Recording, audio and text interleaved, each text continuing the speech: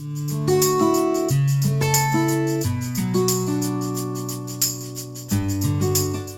isso eu quero convidar você a abrir a palavra de Deus, que se encontra na carta de Tiago, seu primeiro capítulo.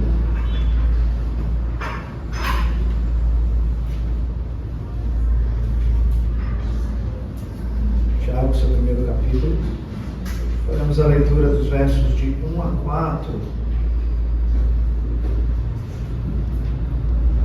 O texto nos ensina o seguinte: Tiago, servo de Deus e do Senhor Jesus Cristo, as 12 tribos que se encontram na diáspora, saudações. Meus irmãos, tenho por motivo de grande alegria o fato de passarem por várias provações, sabendo que a provação da fé que vocês têm produz perseverança. Ora, a perseverança deve ter a ação completa, para que vocês sejam perfeitos e íntegros, sem que lhes falte nada. Oremos. Deus querido, obrigado porque a tua palavra é alimento para a nossa alma. Nós já prestamos nesta liturgia um culto ao Senhor, e no culto a Deus nós aguardamos também o Senhor falar conosco. Por isso nós te pedimos, Deus, que o Senhor nos use para poder, Deus, falar da tua verdade e conduzir o teu povo à tua presença. Realinhe o nosso coração para que ele compreenda a razão daquilo que somos e como devemos viver neste mundo caído. É a nossa oração em nome de Jesus. Amém. Crianças, estão recebendo o material de vocês, né? E o desenho que eu vou pedir é o seguinte, ó. Ele está na minha imaginação, não sei se isso vai passar para a imaginação de vocês, mas a ideia é vocês desenharem uma pessoa, aqui ó, presta atenção, uma pessoa que vai estar esculpindo numa pedra um coração, entendeu? Então uma pessoa que vai estar esculpindo na pedra um coração.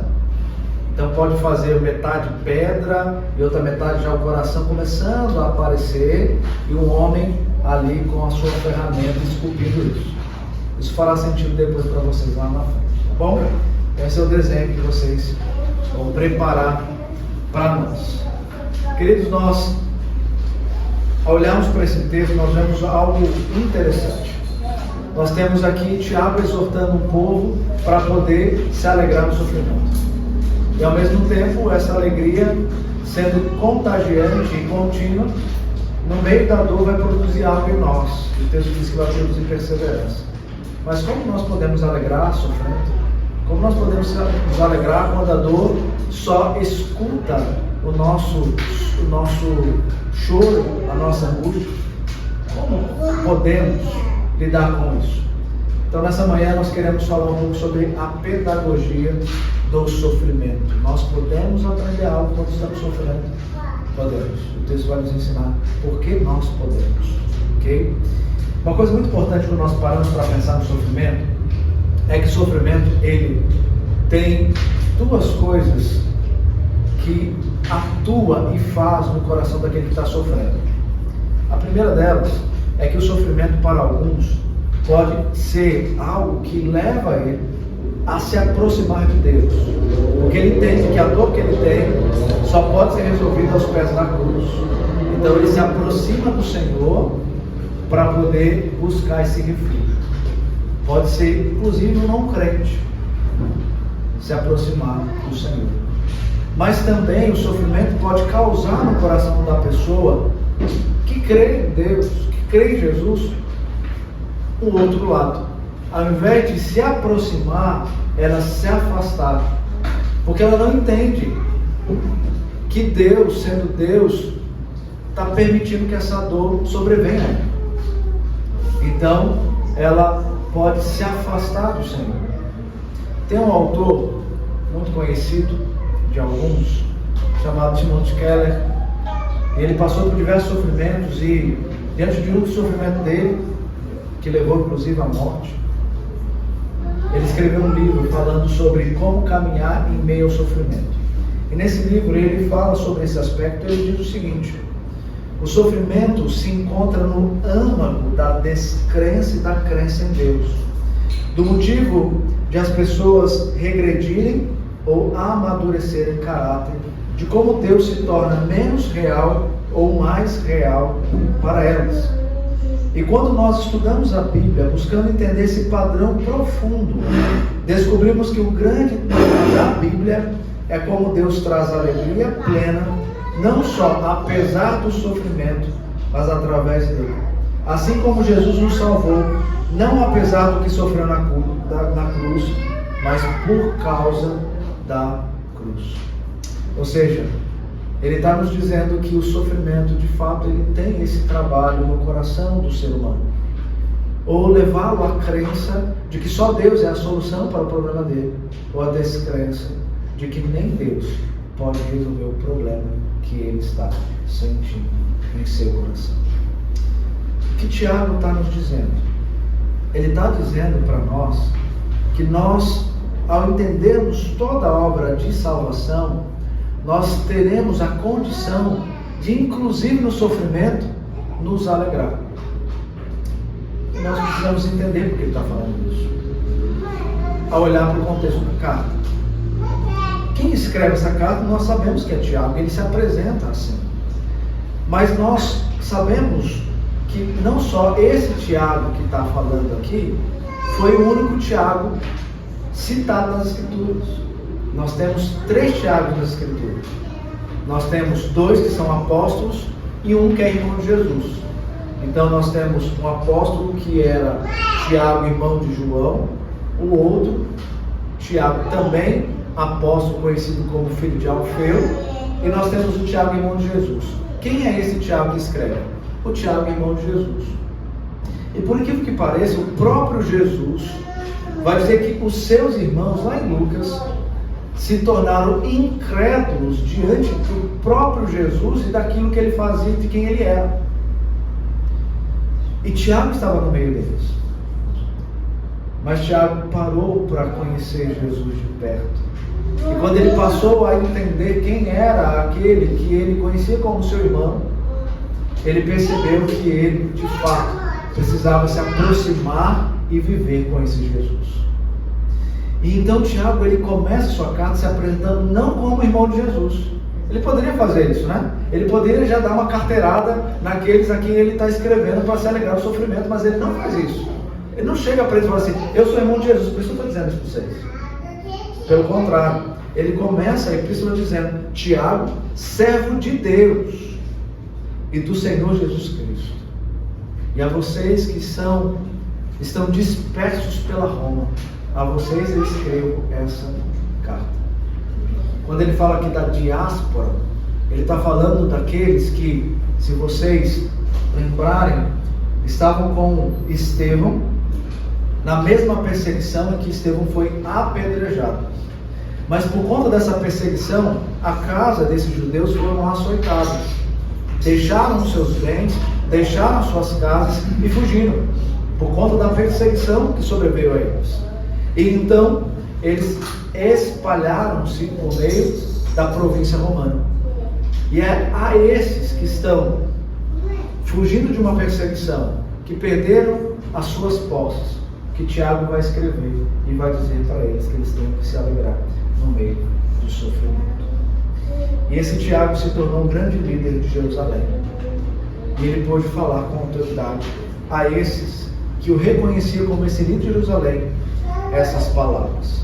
Portanto, vejamos aqui 2 coisas muito importantes, queridos, que Tiago vai ressaltar para nós ao falar a esses irmãos sobre alegria e sobre perseverança. O verso 2 vai nos chamar a essa alegria na provação. Ele diz: meus irmãos, tenham por motivo de grande alegria o fato de passarem por várias provações. Meus irmãos é uma forma muito pastoral que Tiago se refere a eles. E ele se coloca junto a eles, mesmo distante deles, como alguém que também estava sentindo as dores, o pesar que eles sentiam. Então Tiago, como um pastor amado, ele não apenas fala, exorta e admoesta o seu povo, ele se coloca na mesma condição para poder também comunicar a sua verdade. Mas eu quero chamar a atenção aqui para o entendimento que Tiago está chamando a olhar, que é a alegria na aprovação, para alguns textos que vão nos ajudar a referenciar o que Tiago está afirmando. Se você lembrar ou for até a carta de Paulo aos Romanos, capítulo 5, versos de 1 a 4, nós lemos na liturgia, lá o texto vai nos afirmar o seguinte: justificados, pois, mediante a fé, temos paz com Deus, por meio do nosso Senhor Jesus Cristo, pelo qual obtivemos também acesso pela fé a esta graça na qual estamos firmes, e nos gloriamos na esperança da glória de Deus. E não somente isso, mas também nos gloriamos nas tribulações, sabendo que a tribulação produz perseverança, a perseverança produz experiência, e a experiência produz esperança. O que é a justificação? Queridos, a justificação é um ato de Deus, por meio de Jesus Cristo, garantir salvação na cruz do Calvário, e o Espírito Santo passar a habitar no coração daquele que o Pai escolheu para ser salvo, e esse Espírito Santo vai aplicar toda a obra meritória da cruz de Cristo em nosso coração. E quando ele faz isso, nós que éramos ímpios, deixamos de ser ímpios e somos agora declarados como justos. É uma declaração forense de um pagamento de dívida que foi de fato concretizado. E esse pagamento da dívida foi o derramamento de Cristo, do sangue de Cristo na cruz do Calvário. E agora ele pode justificar, e o Espírito Santo vai aplicar isso no nosso coração. Por isso que ainda lá em Romanos, depois do capítulo 8, Paulo vai iniciar dizendo: já não há condenação para aqueles que estão em Cristo Jesus. Por quê? Porque já estão justificados. Mas veja que interessante, ele diz que essa justificação, esse ato declaratório de que nós não somos mais inimigos de Deus, mas somos agora filhos de Deus, que nós não somos mais estrangeiros, que nós não somos mais filhos da ira, mas que agora somos filhos de Deus. Nós, mediante a fé, recebemos esse ato para nos alegrar na aprovação. Não é isso que o texto diz? Ele está dizendo: justificados por mediante a fé, nós temos paz com Deus.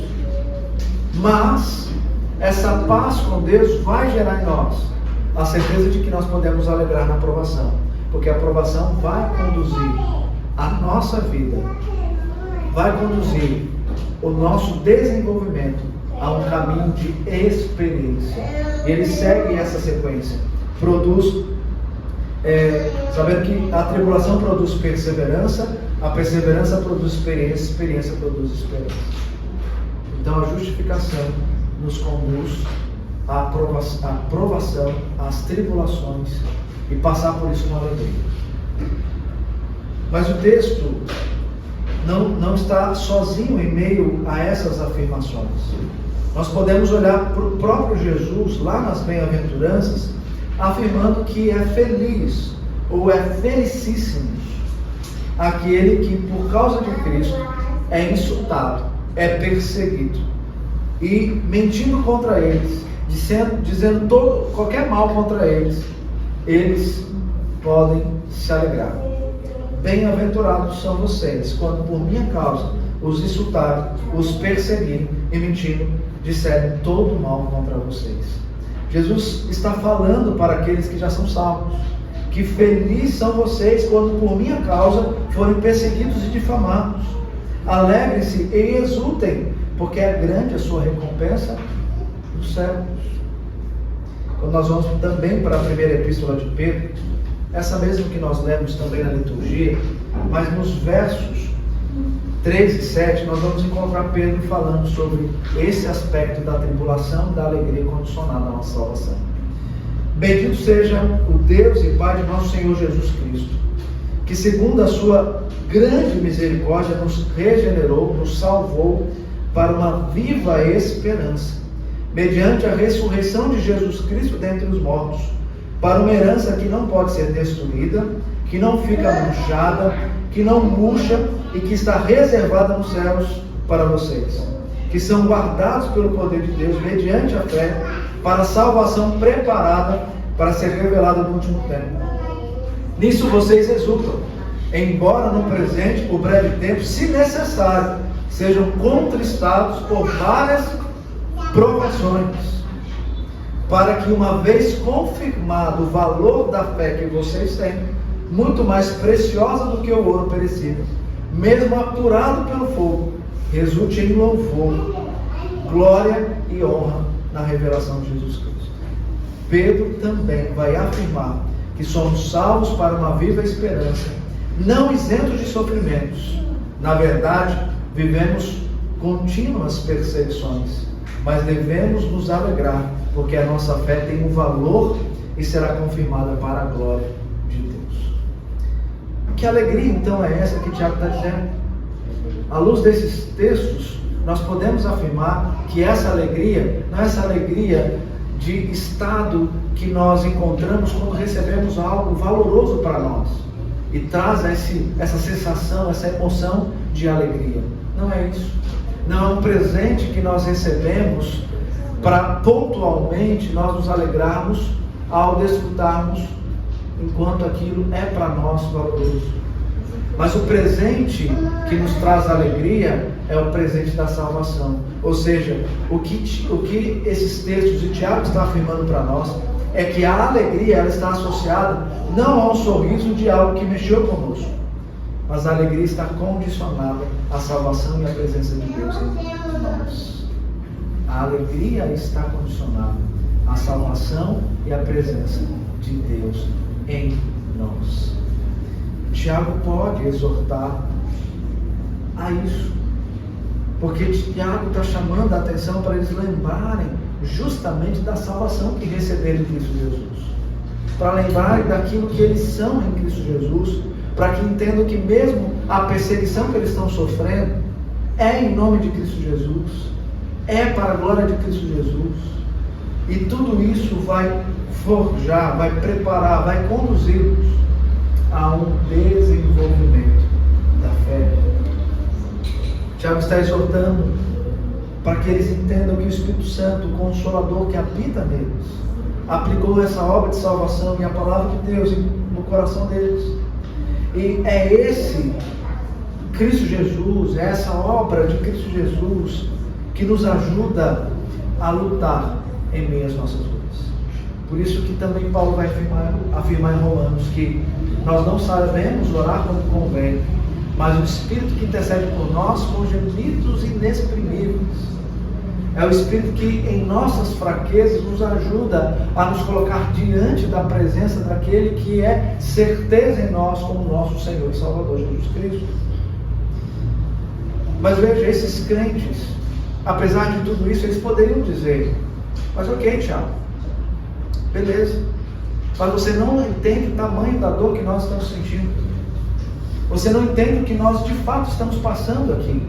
Porque você está lá em Jerusalém e nós estamos aqui. Você está lá na tranquilidade de Jerusalém e nós estamos aqui sendo destruídos pelos senhores que nos escravizam, que nos levam para os tribunais, que inclusive tentam contra a nossa própria vida. Isso nós podemos atestar no capítulo 5, no capítulo 2, quando Tiago vai exortar contra esses ricos que oprimem esses judeus da diáspora, esses judeus a quem Tiago está trazendo essa mensagem. Mas Tiago, ele não está alheio às provações deles. Ele já havia passado por provações, inclusive ele mesmo testemunhou a morte do seu amigo Estevão, apedrejado. Fora isso, ele conheceu aquele que era o seu meio-irmão, Jesus Cristo. E ele viu Cristo padecer na cruz do Calvário. Esse Tiago, ele sabia o que ele estava falando. Esse Tiago, ele sabia o que ele estava afirmando àqueles irmãos. Não sei se você já teve essa sensação de chegar para uma pessoa e apontar Cristo como caminho, como a solução para as dores que ela está sentindo, e ela falar para você, mas você não consegue entender o que eu estou passando. É muito fácil falar de Jesus, é muito fácil falar sobre tudo isso, mas você não está passando. Eu estou passando, eu estou sentindo, eu sempre estou dizendo. Certa vez, em um aconselhamento a uma pessoa que sofria muito com ansiedade, ela chegou para mim e afirmou o seguinte: olha, pastor, é muito bonito o que você está dizendo. De fato, é interessante isso e até faz sentido. Falar de Jesus como meio, como caminho para resolver a minha dor. Mas você nunca passou por isso. E você então não consegue entender o que eu estou passando. E por isso falar é fácil. Mas lutar contra isso, você não tem nem ideia. Eu disse para ela, mas eu tenho. Deixa eu contar um pouquinho da minha história. Eu contei um pouco da minha história para ela. Ela disse depois, ao final, nossa, então você passou por coisas semelhantes à minha? Nossa, você então entende? Sim, mas eu não quero chamar a sua atenção para o meu sofrimento. Eu quero chamar a tua atenção para o sofrimento do século sofredor. Sabe por quê? Porque esse sabe o que é padecer. Esse sabe o que é de fato carregar o tamanho do peso da cruz, com todos os pecados daqueles a quem ele resolveu salvar ao derramar o seu precioso sangue na cruz. Esse sim sabe o que é padecer. Esse sim fez tudo isso para que a nossa semelhança, nós pudéssemos olhar para ele e dizer que nós podemos enfrentar tamanha dor nos alegrando, porque ele sofreu algo que nós nunca sofreremos aqui neste mundo. Eu quero que você entenda que o seu sofrimento é menor do que o sofrimento de Deus, porque Cristo aliviou o tamanho da sua dor quando na cruz morreu por você. E você pode se vencer, e você pode se lidar quando você aprender a buscar aos pés da cruz a solução para as suas enfermidades. Tiago está chamando a atenção para entendermos a aprovação, no sentido de que a aprovação ela é mais um caminho do lapidar de Deus para sermos cada vez mais parecidos com o seu Filho Jesus. Mas é importante nós entendermos como essa aprovação se chega a nós. Essa aprovação pode se chegar a nós pelo próprio Senhor Jesus enviando a prova, enviando a aprovação, mas pode se chegar também por Satanás com os seus banquetes e pelo mundo que nos influencia muitas vezes a vivermos uma cultura sem o Senhor Jesus. Então, por diversas formas, essas provações podem chegar. Mas o importante é sabermos que qualquer uma delas, existe alguém que é soberano e que controla todas essas situações que sobrevêm a nós, permitindo ou nos livrando. Porque Ele tem algo para fazer enquanto está nos testando, nos provando. É propósito de Deus realizar uma obra em nós. E o caminho que Ele escolheu é o caminho do sofrimento. Porque isso vai redundar em glória para Ele mesmo, como Jesus foi exaltado sobremaneira depois que Ele passou pela morte de cruz. Queridos, eu sei que muitas vezes nós não entendemos o que é a dor. Porque a dor é uma voz que nos deixa vulneráveis, nos faz perder o rumo e esquecer das certezas que temos. Por isso que no sofrimento existe essa tensão entre o aproximar de Jesus ou o distanciar de Jesus. Por conta dessa relação direta da voz que fala conosco. Quando a voz que ecoa em nosso coração é a voz apenas da dor, a nossa tendência será, de fato, nos distanciar. Mas quando a voz que sobressai a nossa dor é a voz do nosso Senhor, por meio da sua palavra e da aplicação dela em nosso coração pelo Espírito Santo, nós vamos nos achegar a Ele, clamando a Ele para nos ajudar em meio a tudo isso. Queridos, nós precisamos compreender que há propósito de Deus sobre nós em cada sofrimento que passamos. Seja ele dando aprovação, seja o inimigo nos apresentando um banquete e nós nos deliciando desse banquete, ou seja, o mundo com a sua cultura nos persuadindo e nós aceitando a sua cultura. Deus está nos ensinando, Ele está nos forjando, Ele está trabalhando em nosso favor. Por isso que Tiago vai na sequência falar sobre perseverança como um produto do sofrimento. A perseverança para o crente é um produto do sofrimento. Mas antes disso eu quero deixar 3 verdades ao coração de vocês, para que vocês guardem essas verdades. A primeira delas é que o sofrimento faz parte da realidade terrena, mas não da realidade eterna. O sofrimento faz parte da realidade terrena, mas não do céu, não da eternidade.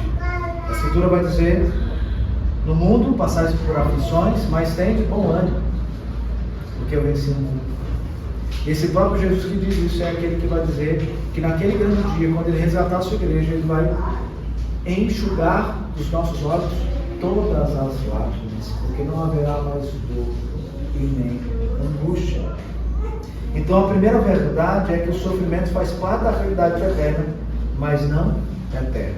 A segunda verdade é que o sofrimento nos forja a sermos cada vez mais parecidos com Cristo. A Escritura vai dizer que de glória em glória nós somos conformados à imagem do seu Filho Jesus Cristo. A propósito disso, nós precisamos nos parecer cada vez mais com aquele que sofreu tamanha dor para nos salvar. Nós temos que parecer com Jesus Cristo. E a terceira verdade é que as provações têm um tempo, não duram para sempre, e Deus é glorificado nela. A nossa leve e momentânea tribulação produz em nós eterno peso de glória. Então, queridos, nós precisamos entender que o nosso sofrimento não está desassociado da soberana vontade de Deus. Pelo contrário, Ele está no sofrimento, cuidando de cada um de nós. Portanto, ao invés de murmurarmos, de reclamarmos, de nos irarmos ou mesmo nos escondermos, nós devemos nos alegrar na certeza de que Deus é o nosso Salvador e que Ele está cuidando de nós em meio à dor da nossa alma. Por isso nós podemos continuar olhando para que o texto na sequência nos ensina. Versos 3 e 4. Sabendo que a provação da fé que vocês têm produz perseverança. Ora, a perseverança deve ter ação completa, para que vocês sejam perfeitos e íntegros, sem que lhe falte nada. Perseverai-vos na aprovação. Porque o cristão deve encher-se de pura alegria toda vez que Deus põe ele à prova? De acordo com o texto, o cristão faz isso, sabendo que essa aprovação da fé desenvolve nele perseverança. Esse verbo aqui, queridos, o verbo saber, é a palavra-chave aqui para nós. O verbo saber é a palavra-chave. Por quê? Porque esse verbo tem o sentido do saber experimentalmente. Ou seja, nós sabemos porque conhecemos intimamente aquele que é um comigo. O verbo saber aponta para essa realidade, que a intimidade com Deus faz eu compreender a dor que eu estou sentindo e a busca que eu preciso ter naquele que está consolando, enquanto eu estou lutando para sobreviver em meio à tribulação. Olha que interessante. Quem é mestre na compreensão disso é Davi. Olha o Salmo 34. O Salmo 34, Davi expressa isso. Ele diz o seguinte: bendirei o Senhor em todo o tempo, o seu louvor estará sempre nos meus lábios, a minha alma se gloriará no Senhor, os humildes ouvirão isso e se alegrarão. Louvem comigo a grandeza do Senhor e todos juntos lhe exaltemos o nome. Busquei o Senhor e Ele me acolheu. livrou-me de todos os meus temores. Os que olham para ele ficarão radiantes, o rosto dele jamais se cobrirá de vexame. Clamou este aflito, e o Senhor o ouviu, e o livrou de todas as suas angústias. O anjo do Senhor campa-se ao redor dos que o temem, os livra. Provem e vejam que o Senhor é bom, e bem-aventurado é quem nele se refugia. Esse mesmo Davi, ele vai falar algo sobre a dor da sua alma, fazendo questionamentos a Deus. Olha no Salmo 13. No Salmo 13, Davi começa o Salmo dizendo: até quando, Senhor, te esquecerás de mim? Será para sempre? Até quando esconderás de mim o teu rosto? Até quando estarei relutando em minha alma, com tristeza no coração cada dia? Até quando o meu inimigo se exaltará sobre mim? Olha para mim e responde-me, Senhor meu Deus. Ilumina os meus olhos para que eu não durma o sono da morte, para que o meu inimigo não diga: prevaleci contra ele, e não se alegre os meus adversários se eu for abalar. Mas olha como ele segue agora no final, dizendo: quanto a mim, confio na tua graça, que o meu coração se alegre na tua salvação. Cantarei ao Senhor porque ele me tem feito muito bem. Davi, ele questiona o Senhor em meio à perseguição, à dor e à aflição que ele estava sentindo. E aqui é um ponto importante no nosso sofrimento. No nosso sofrimento nós não podemos silenciar a nossa voz. Nós podemos sim questionar o porquê a Deus, desde que nós não terminamos o questionamento sem a clara certeza de que, apesar de tudo isso, eu tenho certeza que Ele está cuidando de mim. É isso que Davi fez. Ele perguntou de forma íntima ao Senhor: até quando eu vou aguentar isso? Até quando o Senhor vai virar o rosto para mim? Será para sempre? Mas ele conclui depois: quanto a mim, Senhor, apesar de tudo que eu estou sentindo, eu confio na tua graça, que o meu coração se alegre na tua salvação, e por isso eu vou cantar ao Senhor, porque é isso que me faz bem. Então é minha dor descobrir um caminho, eu vou cantar ao Senhor, porque isso me faz bem. Aproximar-se de Deus no sofrimento, conhecê-lo em intimidade, é provar e ver que Ele é bom, como Davi fala no Salmo 34.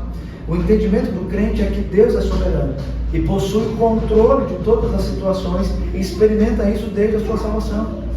Afinal de contas, você foi liberto de uma escravidão, de uma dor contínua, de um conceito totalmente contrário a respeito da realidade da esperança. Você foi resgatado desse mundo caído. Você foi resgatado dessa desesperança. Você foi resgatado desse sofrimento para viver agora a alegria da salvação. E na alegria da salvação, por mais que haja perseguição, você pode ter a certeza de que aquele que te libertou do império das trevas, trouxe para o império da luz, é o mesmo que está na luz, cuidando de você, para que você brilhe a luz dele, mesmo quando a dor está sobressaindo em você. Queridos, esse conhecimento é o conhecimento necessário que nós precisamos. E por isso que o Tiago vai afirmar: sabendo disso, sabendo que você pode se alegrar, sabendo disso, você vai entender que a sua provação da fé está produzindo em você uma perseverança. Ou seja, o conhecimento que ele tem sobre o Senhor Jesus é posto à prova justamente quando ele passa pelo sofrimento. Porque é no sofrimento que nós vamos perceber se aquele que confia no Senhor se aproxima dele ou se afasta dele. Então, se essa fé é alimentada pela palavra de Deus, nós sabemos que a fé vem pelo ouvir a palavra de Deus. O resultado será esse: perseverança. Agora, o contrário é verdadeiro. Se for vazia da palavra de Deus, nós iremos perecer. Essa fé, portanto, produz perseverança, que significa persistência sob desânimo e pressão. Esse fruto, queridos, é possível de ser produzido. Sabe por quê? Porque Jesus Cristo, por meio do Espírito Santo, persiste em perseverar pelo seu povo. Jesus Cristo, pelo Espírito Santo, persiste em perseverar por vocês. João vai nos dizer que Jesus Cristo, o bom pastor, prometeu ao seu Pai e diretamente às suas ovelhas que os guardaria, de modo que elas nunca perecem. Em sua oração sacerdotal, antes da sua paixão, Jesus pediu que aqueles que o Pai lhe havia dado fossem preservados nele. O crente que é provado e persevera, ele é submetido a um processo de purificação. Assim como o ouro ao fogo posto em alta temperatura para remover as impurezas e remodelar, assim também Deus está fazendo conosco, nos purificando do pecado. Por isso que aqui faz sentido quando Paulo vai afirmar que nós temos que agora na nova vida com Cristo, nós temos que nos despojar da velha natureza. Porque na velha natureza nós temos práticas pecaminosas, nós temos hábitos que nós desenvolvemos que trouxeram mais sofrimentos à nossa alma. Então nós temos que nos livrar disso, para nos revestir das virtudes que de fato vão sobressair esses hábitos pecaminosos. E quando nós fizermos isso, nós vamos caminhar nesse progresso da santidade, nesse desenvolvimento da salvação, para sermos parecidos cada vez mais com o Senhor Jesus. Mas passar por isso é passar pelo fogo. Passar por isso é passar pela apuração, é passar de fato pela lapidação, é passar de fato por um Jesus que está modelando o meu coração, tirando esse coração de pedra e dando um coração de carne, para almejarmos e ansiarmos sempre a sua presença. E o texto vai dizer que essa perseverança deve ter ação completa. E a ideia é essa de desenvolvimento e aperfeiçoamento, a fim de avançarmos à maturidade. Esse é um exemplo que nós podemos ver na pessoa de Jó, que perseverou e no final ele mesmo pôde afirmar com mais clareza que os seus olhos agora poderiam ver e enxergar, que antes ele só conhecia de ouvir, mas agora os seus olhos veem. E ele só pôde concluir isso por conta do sofrimento que ele passou. Ele pôde então dizer: agora eu não só escuto, eu vejo, porque no sofrimento eu te vi face a face. No sofrimento eu vi o Senhor abraçando a minha alma. No sofrimento eu vi o Senhor acalentando o meu desespero. Eu vi o Senhor de fato trazendo esperança e alegria, mesmo no meio desse contentamento. Perseverar, queridos, não é silenciar a nossa dor, mas enquanto está doendo, continuar a nossa corrida da fé, olhando firmemente para o autor e consumador, Jesus Cristo, nosso Senhor. A perseverança concluída, diz o texto, trará um resultado. E que resultado é esse? Ele então fecha esses 4 versos, dizendo que esse resultado é a perfeição e a integridade. Nosso desejo humano é controlar o tempo. Nosso desejo humano é de fato ter a soberania sobre todas as circunstâncias que sobrevêm a nós. Mas quem somos nós para controlar o dia de hoje, muito menos o dia de amanhã? E o Senhor Jesus disse isso para nós. Por que andais ansiosos de coisa? Por que andais ansiosos dessas coisas? Não andeis ansiosos de coisa alguma, que é a vez de beber, comer e vestir. E quem é você? Você acrescenta algum curso à sua vida? Você não acrescenta. Mas eu providencio o que você precisa, porque eu controlo o tempo, fora do tempo, para dentro do tempo, trazer para você o que você necessita. Então nós precisamos compreender, queridos, que o Senhor Jesus, Ele não nos livra do sofrimento, Ele nos põe no sofrimento. muito diferente de que muitas igrejas têm pregado por aí. Venha para Jesus, porque você será livre dessas opressões, você vai se ver livre dessa pobreza que permeia a sua vida e que o pecado, que o devorador está consumindo você. Venha para Jesus, porque a sua vida será outra. Esse parece que não conhece a Escritura, porque Jesus está dizendo: venha a mim, mas tome a sua cruz e me siga. E quando você estiver seguindo, o sofrimento virá. Mas virá porque eu estou te aperfeiçoando, estou te lapidando para ser parecido comigo, para então receber a coroa da vida. Então Jesus não fala que vai nos tirar do sofrimento, mas no sofrimento Ele vai nos moldar a sua semelhança. Querido, nós temos que compreender que essa perseverança, ela precisa ter ação completa para nós alcançarmos a nossa vitória.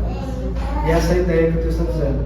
Quando ele fala da perseverança, é uma continuidade da nossa caminhada de fé. A ação completa é quando ela chegou à sua conclusão. Quem sabe quando esse sofrimento deve chegar a nós e sair de nós? Aquele que deu, o próprio Jesus, ou aquele que permitiu, o próprio Cristo. Então, ele tem um propósito na nossa caminhada, um início e um fim. E esse sofrimento chegará ao fim. Mas se ele não chegou ao fim, é porque o seu curso da ação não foi ainda completado. Ou seja, não chegou ao fim porque não teve ainda uma ação completa. Quando ele chegar à sua conclusão, que Jesus vai te mostrar quando isso chegará, aí sim você vai ser tanto perfeito como íntegro. E a ideia do perfeito e do íntegro é justamente perfeito porque foi produzido uma maturidade em você. E íntegro porque você agora tem as qualidades necessárias para a sua experiência com Cristo Jesus. Você é perfeito porque se tornou maduro. Você é íntegro porque agora, por conta do sofrimento, você possui as características necessárias para o reino divino. Você já parou para pensar nisso?